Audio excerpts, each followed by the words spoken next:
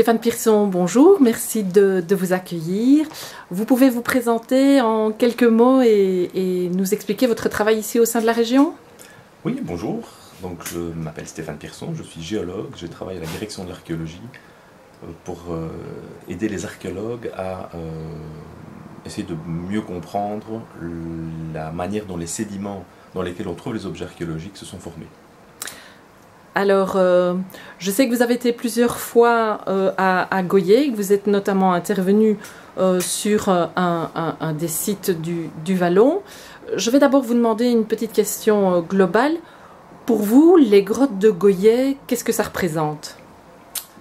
Les grottes de Goyet, pour moi, c'est une grande frustration, parce que c'est un des deux sites paléolithiques belges les plus riches, qui étaient en tout cas les plus riches, à l'époque de la découverte, au XIXe siècle, et comme ça a été découvert, peut-être on pourrait dire un peu trop tôt, il y a énormément de choses qu'on aurait pu enregistrer lors de la fouille, qu'on ne connaîtra jamais, en raison de l'ancienneté de ces travaux.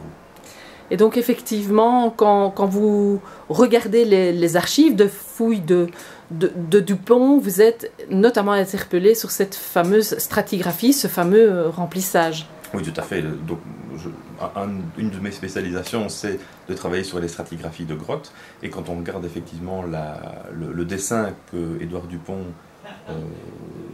restitue de la stratigraphie de la grotte, c'est extrêmement simpliste et on comprend tout de suite que c'est une vision extrêmement schématique et purement théorique, basée sur les concepts que lui avait à l'époque du remplissage des cavités karstiques, plus que sur une réalité observée, plus que sur une restitution d'observation de terrain. Alors que dans d'autres grottes où il était, comme géologue, sur le terrain, il a fait d'excellents relevés, comme à la grotte de la Nolette par exemple.